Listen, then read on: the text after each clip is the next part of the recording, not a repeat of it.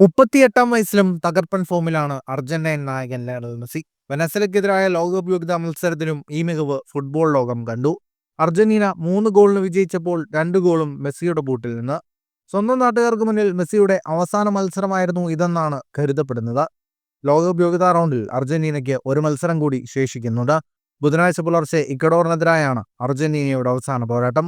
ഈ മത്സരത്തിൽ മെസ്സി കളിക്കില്ല. മെസ്സി തന്നെയാണ് ഇക്കാര്യം വ്യക്തമാക്കിയത്. ഞാൻ ലയണൽ സ്കലോണിയുമായി സംസാരിച്ചു. ലോകകപ്പ് യോഗ്യത ഉറപ്പായതിനാൽ എവേ മത്സരത്തിനായി ഞാൻ ഇക്വഡോറിലേക്ക് പോകുന്നില്ല. വിശ്രമം വേണമെന്ന ആവശ്യം സ്കലോണി സമ്മതിച്ചു. ഞാൻ ഒരു പരിക്കിൽ നിന്ന് തിരിച്ചു വരികയാണിപ്പോൾ. കാര്യമായ ആരോഗ്യ പ്രയാസമില്ലെങ്കിലും യാത്ര ചെയ്യുന്നതും മറ്റൊരു മത്സരം കളിക്കുന്നതും ഒഴിവാക്കാൻ താൻ ആഗ്രഹിക്കുന്നുവെന്നും മെസ്സി പറഞ്ഞു. ഇതോടൊപ്പം അടുത്ത വർഷത്തെ ലോകകപ്പിൽ താൻ കളിച്ചേക്കില്ലെന്ന സൂചനയും മെസ്സി നൽകിയിരുന്നു. 2022 തന്നെ ഇക്കാര്യം പറഞ്ഞതാണെന്നും ഫിറ്റ്നസ് പ്രശ്നങ്ങൾ കാരണം 2026 ലോകകപ്പിൽ കളിക്കുക പ്രയാസമാണെന്നും മെസ്സി വ്യക്തമാക്കി. ഫുട്ബോൾ ലോകത്തെ കൂടുതൽ വാർത്തകൾക്കും വിശേഷങ്ങൾക്കുമായി സ്പോർട്സ് കഫേ സബ്സ്ക്രൈബ് ചെയ്യുക.